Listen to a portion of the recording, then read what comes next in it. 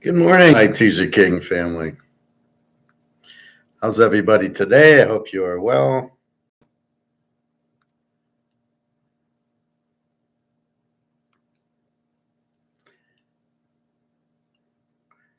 I am doing fine.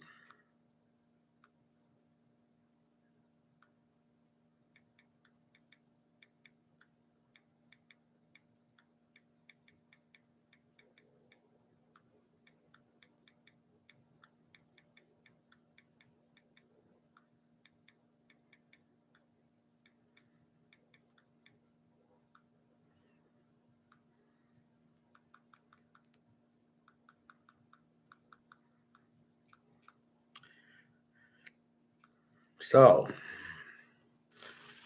gold is monkeying around at 30.23. It's over 33.63. So, as I say, when today's more of an up day, but it's really even. It's, on the weekend it was 30.22. We went down a little bit, 30.15, and then it's back to 30.22. And if you notice the 10 o'clock, whenever the 9 to 9:30, 9:45 goes up, the US is going to drop it because they're shorting it based on the fact it goes up. How they're going to pay for the shorts without gold is going to be really interesting, but that's what's going to happen. Silver 33.64. It's up, it's up, it's up, but it won't break until they do Basel III and get rid of it out of the paper market. But there you go again. So when you see this drop at 9:30, from 9:30 to 10, if the gold price went down, it would go up because then they'd be going long on their positions, buying it. But when it goes up before 10, it's to raise the price. So they did their short at 30.35 and they made $10, which I don't even know if that matters in a derivative. If you make any money, I don't know if you can short it for that cheap. But let's say with Eddie Murphy, he sold the orange juice at 142 and they bought it at 26, I guess, and sold that. Not going to happen here, but that's the flavor of it. So, watching some YouTube pre-class, getting ready for class. All of a sudden, what happens? China decides they don't want the U.S. beef anymore. $1 billion.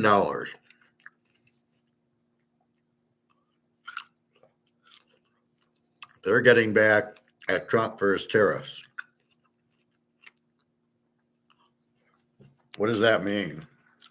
It means we're going to have a depression very soon. Thanks to Trump and these idiot tariffs. This is the problem with tariffs. With free trade, everybody's free trade. I won't charge you, you won't charge me. That's fine. But when you start tariffing, what do? When you start tariffing, they don't like it, they tariff you back. You hit me, I hit you, right? So with the US, with their 100% tariffs or their 25% tariffs or whatever the hell they're doing, what China's doing is moving a lot of the manufacturing to Vietnam and Brazil. And then they're not using Argentina beef anymore because they're like pro-US. And now they're not using US meat to get back at the tariffs, costing them over $1 billion, about $1.2 billion. So if we go back to 1929, what happens? All the cattlemen in Kansas, Nebraska, Oklahoma, Texas can't sell their beef. They have all these orders. It's like that show, that movie, Horrible Bosses 2, where the guy from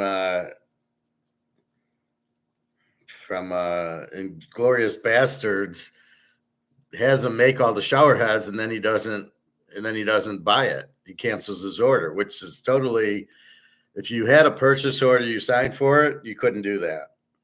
So again, these guys were idiots. They didn't have a purchase order that the guy had to sign. I don't build anything for you unless I have a guarantee you're going to pay for it. Nothing's free. So Hans Landa goes and he fucks him over, and then they go bankrupt. So in 1929, all the farmers took out loans from the banks to sell their corn, wheat, all their food to Asia and Europe and everything. And then they made a tariff, the Smoot-Hawley Tariff Act, 1929, 1930. And what happens? They say, well, they're going to tariff you. And so then all the prices were too high and nobody bought anything because the Europeans couldn't afford it.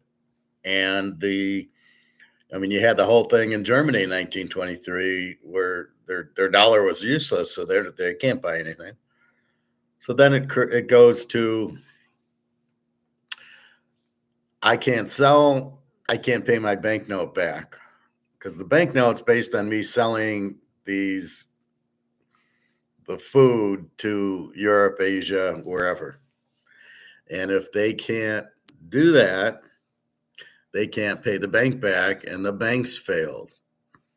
One domino led to another domino. So that's basically your depression, your 1930 depression. Just because we tariffed them and then they tariffed us and neither could afford each other's goods. And that was the end of it. Now it's 2025 and you got the same story written. You've got, we're gonna tariff them. So they're not even tariffing the beef. They're saying we're not buying any of it.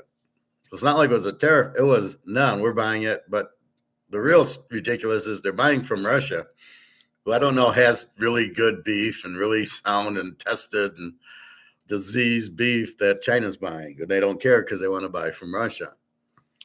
And so it's bad for the Chinese because I wouldn't eat meat in China right now if it's coming from Russia. Although I do eat meat when I go to Russia, but mostly chicken and fish. More than meat. Not really good meat there. But so you're killing an industry here. Now it'll be a break for us because meat will be a hell of a lot cheaper because why? Supply's high. All this supply you had that you're sending to China, you didn't send, so you got it here. So now they got over inventory. They got huge inventory.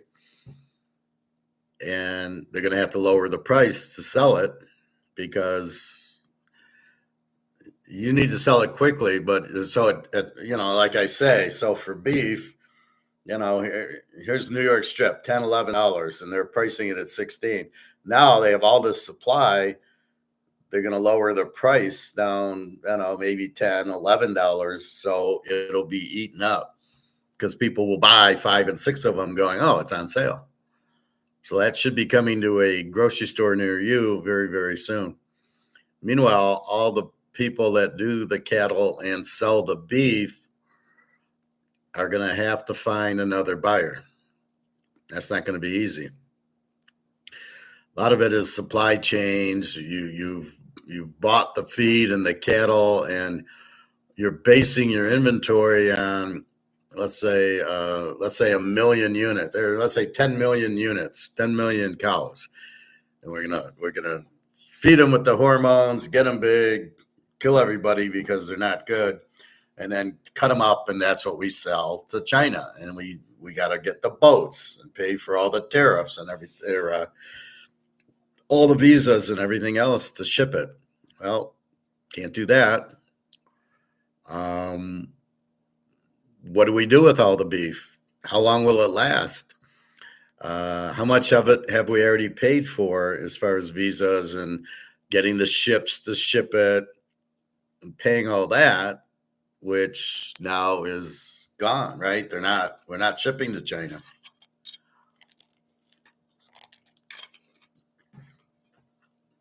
Do we ship to Vietnam instead? Or do we ship to Singapore? Give Pat some US meat. Can you, I mean, most people like meat, so they should be able to find a replacement. But how long is that going to take? So meanwhile, all this cattle that they've got, way too much based on demand, and the demand has fallen. Now, this is a perfect setup for the US dollar collapsing. It's the same thing. The US dollar is gone, but you don't see it gone like that, right?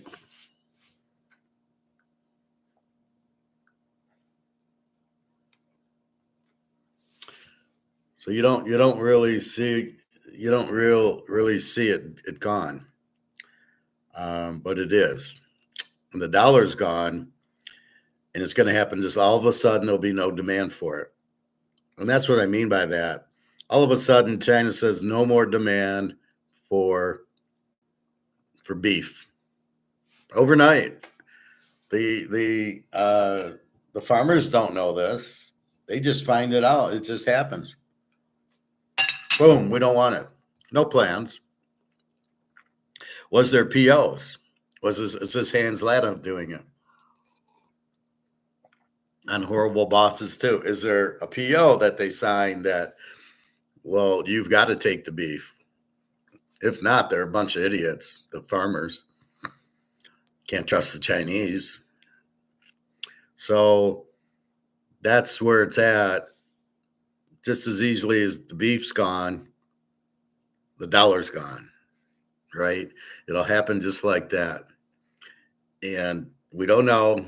We don't know the price of gold, the real price of gold, and we don't know when the dollar is going bye-bye. But we know it is, and we know it's soon. Now, was watching. Well, let's listen to Egon. The sad thing is that the world doesn't understand gold, doesn't understand what's happening to their money. People believe that there is inflation. And talking about inflation, wherever I move around, especially in Europe, inflation is not 2, 3% or 4% maximum. Most countries talk about inflation of 2% today. It's not 2%. Wherever you go, things are 10, 20% higher. It's just ridiculous, these inflation figures. They're just politically manipulated figures to protect the government from the attack. But anyone who goes to a shop or buys insurance or travels, they'll see that the prices are up now. I think they're going up exponentially, and it is frightening. The sad thing is that the world doesn't understand. Well, see, that's what I say. It's not even 20 or 30%. You can't measure it. I mean, you can see prices going up, but that's not inflation. And as I told you that story about Romania and taking Carmen to that restaurant, real nice restaurant. It was $40 for, we each got like steak. We each got really nice meals. She got a drink. I got chocolate mousse for dessert. $40. Why are you so cheap? Because they can't make it any more expensive. People can't afford it. I'll have to go out of business. Sure, it's worth $100, but if I had $100, there wouldn't be anybody in here. So I'd be out of business. So he keeps it to keep customers. He sells it for that. He probably still loses money, but I don't know. He must make very small. So that's what you have. So they can't really, that's why you can't look at prices for inflation, but inflation is not 2 or 3%. Again, they're measuring year over year, which who said that's a good way to measure?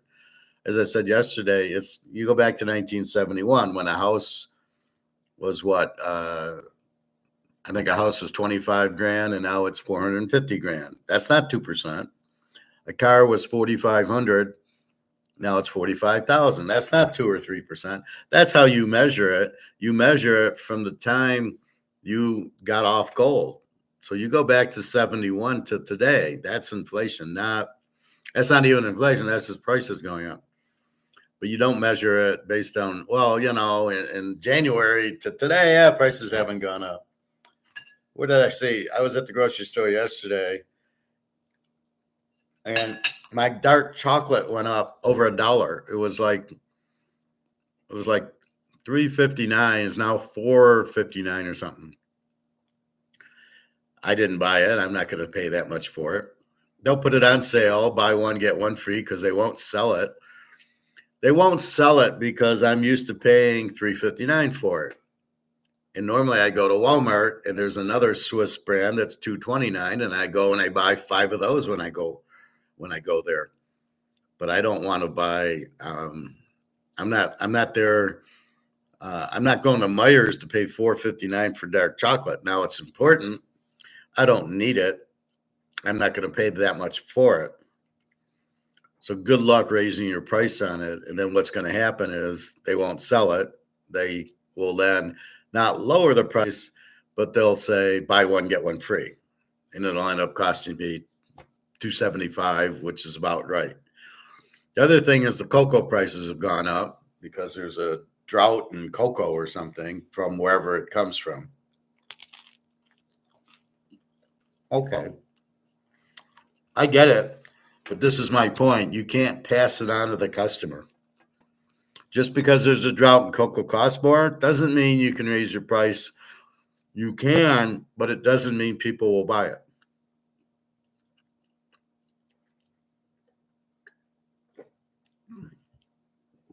That's my whole point about business. Your costs go up, doesn't mean you can raise your price. Doesn't work like that. So you raise your price and nobody buys it. The game is selling the goods, the inventory, not merely just getting it and then making it this price. So what you have now is here's the market for dark chocolate. It's about $3.50 at the most. It's probably like, for me, it's $2.50. So let's say $3. And you're up here selling it at $4.50. You don't have a market here. You have no market. Nobody's buying it at $4.50. We're used to $3.50. Plus, you're dealing with the dark chocolate people, not the M&Ms and Milky Way people. So the candy people, there's a ton of candy. The dark chocolate people are health people like me and you. I'm not paying $4.50. I will substitute and go to Walmart for it. When I'm near Walmart, I'll just pick up 5 or 6 of them then. It's as simple as that. I'm not going to pay. It's not unlimited. I guess they call that elastic or inelastic. That I guess would be an inelastic thing. I don't know. All I know is I won't pay more. So let's put it that way. The 2 Utes, the 2 defendants. So let's call it that. There's whatever you want to fucking call it, elastic, inelastic. I'm not paying that much for it. The 2 Utes. So whatever that means, you market $4.50, enjoy it. I'm not buying it. You got to lower your price, or I ain't buying it. Just like they do with everything else, Oreos and Cheerios and Pop-Tarts and cookies and crackers, and they've got it all marked very high. Nobody buys it. So what do? Buy one, get one free. Or buy one, get the second at half off. I saw that yesterday with my chocolate eclairs. $5.80, so it was $5.50, but you can buy 2 for $8. So it's $4 a box if you buy 2. Well, I don't want to buy 2 ice creams. I just want to buy 1. And that's the problem with Oreos and these others. Like, oh, well, we'll sell 2, buy one, get one half off. Yeah, but I don't want that much. I just want a little ice cream, just not that much of it.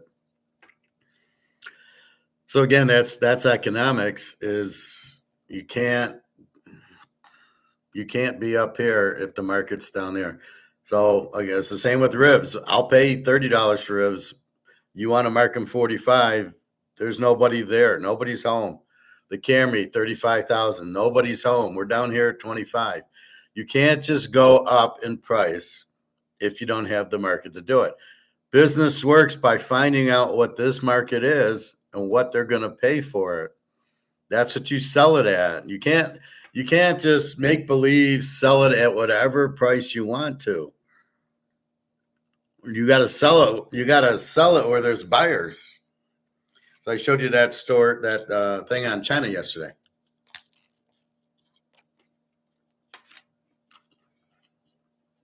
And that mall was empty, right?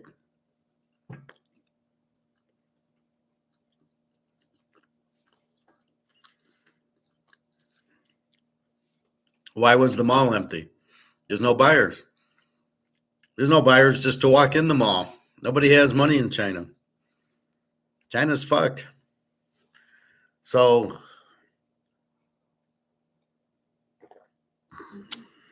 this is the problem. You can't.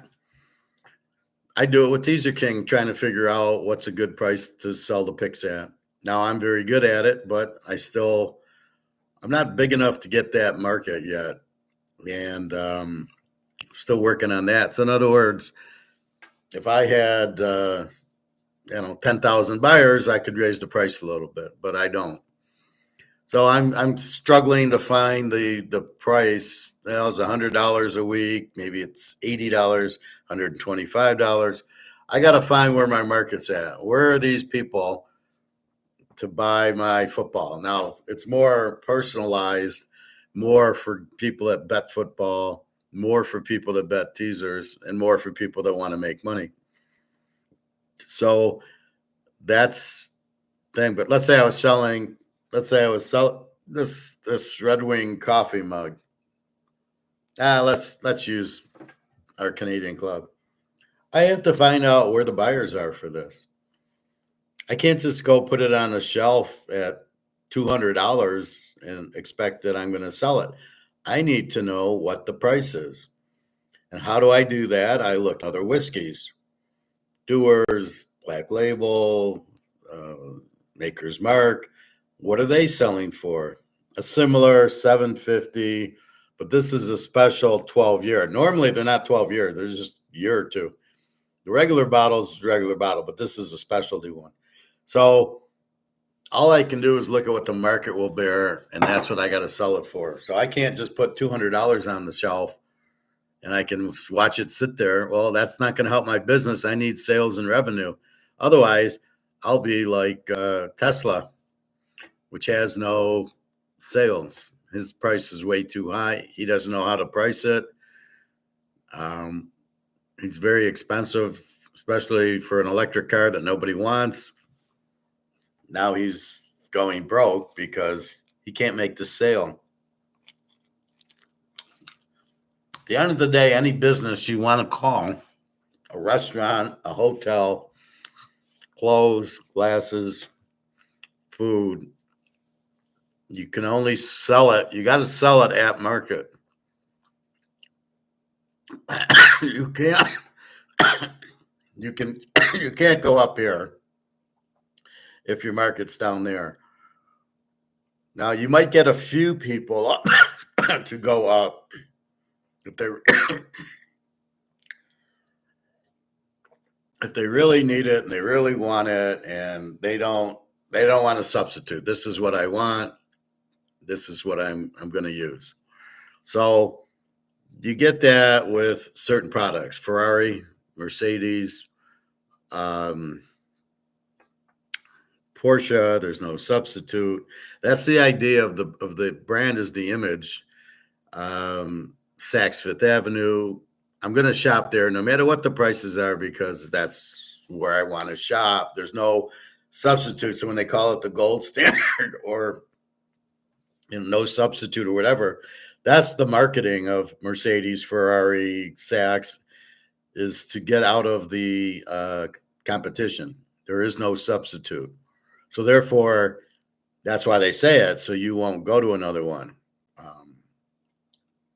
And that's what you try to do. But I don't think Hershey's or Oreos or any of those are at that level where they can. You've got to buy Oreo cookies or Chips Ahoy or Cheerios. That doesn't. There's too much competition to claim that. Mercedes can claim it, but Tesla can't because there's no demand for electric cars in the first place. Or maybe the space shuttles. I'm sure that price went down after it blew up. Yeah, come on, take a space. We'll go to Mars. Even though when you get there, there's nothing there. You're gonna die. What an idiot does that, right? So that's where Tesla's at. Is they're way over the market. He's trying to be Mercedes. He's trying to say, well, it's Tesla or nothing. And it doesn't matter what the price is, you're going to buy it. This is his thinking. But he has no track record to get people to do it. Right? I'm not running out and buying a Tesla. I buy Toyota. I'm not going to pay anything. I'm going to, I got my budget. That's what I'm going to stick to because it's a car. It depreciates. Just like this stuff. It goes down in value. So does the car. So Tesla doesn't have the name, the image, or the demand to say, you're going to want my product at any cost. Nobody's stupid enough to do that. Not yet, anyway. Now, if it comes out with this great car and it's affordable and there is no competition, then he can make the claims. But at this point, he can't. All right, so Egon there.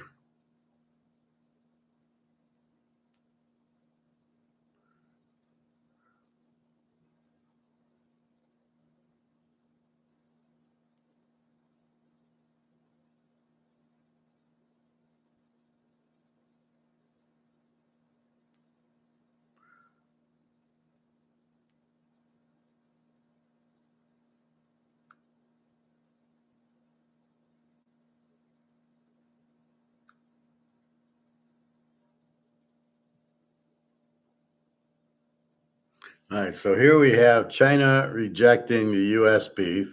China rejects 150,000 tons of U.S. beef. So, like I said, it's gonna kill the banks. It's gonna kill the farmers, unless the farmers can find another 150,000 tons of beef to sell to somebody else. I'm not sure how they rejected it. Did they reject it at port or did they cancel the orders? And they're taking the Russians. So the beef people now have to find substitutes to buy it. Who's going to buy my beef? I have beef that apparently was supposed to go to China. Do I have another buyer?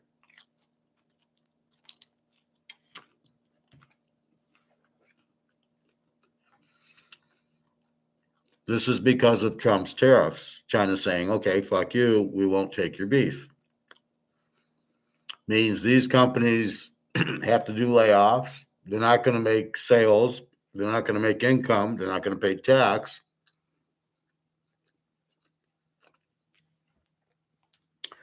So this definitely hurts the economy. They'll have to lay off their employees, more than likely, some of them. So it's definitely hurting. Then we have Putin here with a new BRICS currency. It's funny, in the video, the guy doesn't talk about it. I was like, what the fuck?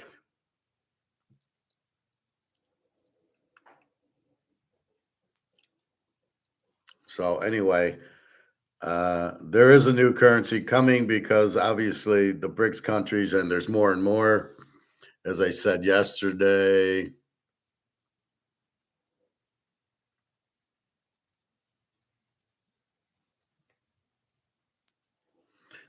Yesterday, China's just signed agreement with 40 countries to replace the dollar. So that means he's dealing with yuan or whatever currencies, this new gold-backed currency, and they're not going to deal in the dollar, because the way it worked is if I'm China and I want something from India, I got to sell one, buy dollars, take the dollars to buy the Indian, the rupee. And they're all like, this is ridiculous. So now they're just trading amongst themselves, but all their dollars are just ridiculously inflated and worthless. So now that's why they're all buying gold and coming up with it. So that's what you have with the 40 countries replacing it. Good match here, Ric Flair against Macho Man Savage. I was watching this one, Savage against the Hulkster, but it was so many commercials. I couldn't. It was like every 2 minutes was a commercial break. How can you watch sports with like that? All right, so hey, Prophet. Well, we don't have a choice. We have to be on the gold standard because there is no currency that has any value. Well, it's going to be more like 100 countries once they get through. Right now, 40, but it'll be more. And well, okay. Do you want Chinese yuan, which is heavily inflated and worthless? And do they want my Brazilian dollar that's worthless, or my Indian rupee, which is worthless? So the only way BRICS works is to have a gold-backed currency, because how much do you trust China and Russia and India? You don't trust any of them. Therefore, I do trust gold. So if the currency is backed by gold, I trust that. Otherwise, I don't want to. I'm China. I probably don't want rupees. They're not worth anything. I don't want Brazilian dollars. I'm not sure I want Russian dollars, but they will. And anybody's not sure they want yuan, the Chinese. So I don't think so. That's the thing. That's why the gold keeps getting bought, because you need gold-backed currency to play with BRICS. To join the game, it's a gold-backed currency. I don't know how much it'll be backed, 20, 40, 60, 80%, who knows? But that's where they're headed. And that's what this is with Trump, with Putin. It's a gold-backed currency. But the guy in the video never talks about it. What the fuck do you make a video with Putin on it and then you don't talk about Putin? And the guy was Indian. I couldn't even understand him. It was ridiculous. BRICS hits back at U.S. BRIC responds strongly. China takes a stand about the tariffs. So they took the stand with the meat. There's other products they're not taking.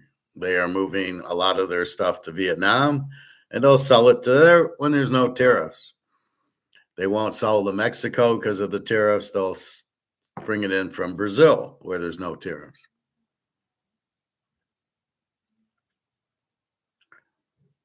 So the U.S. beef's just the beginning. What else are they not going to take? But that's the problem. And then, yes, of course, they'll have the gold-backed currency, and that will.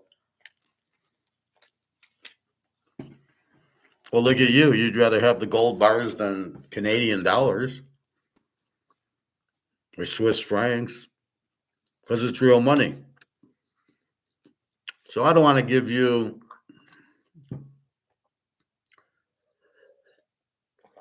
So I have this Cal Ripken card. It's a mirror gold. Should be worth some good money. I don't want dollars for it. If I were to sell this and get dollars, I would immediately go and switch it to gold. Right? I'd go buy gold and silver with it. So I'm going to give this up, but I want real money for it. I don't want paper dollars that are worthless. But again, we know the paper dollars are worthless. Most of the world has no clue, which is why we're 5 steps ahead of everybody. And then here's another example. We're in a depression because China just kicked back 150,000 tons of beef. China rejects 150,000 tons of U.S. beef. Okay, right there. Boom, 150,000 tons.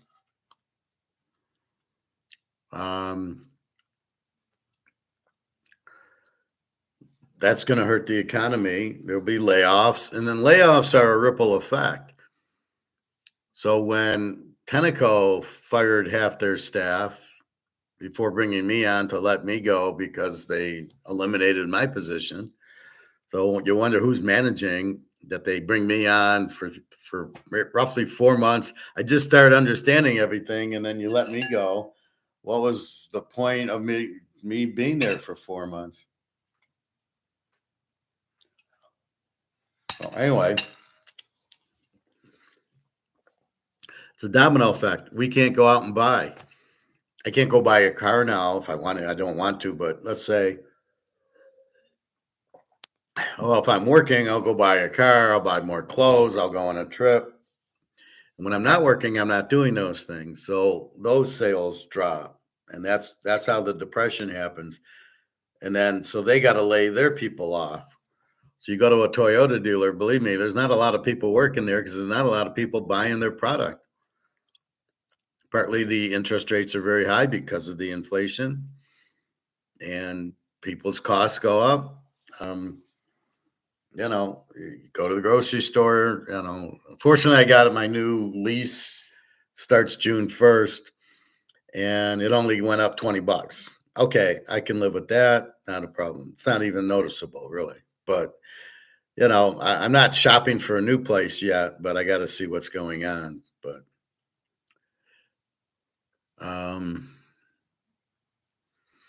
yeah, I mean, you should never leave the gold standard because if you do, your money is worthless. As soon as you get off the gold standard, your money's not backed by anything. It's worthless. Or silver.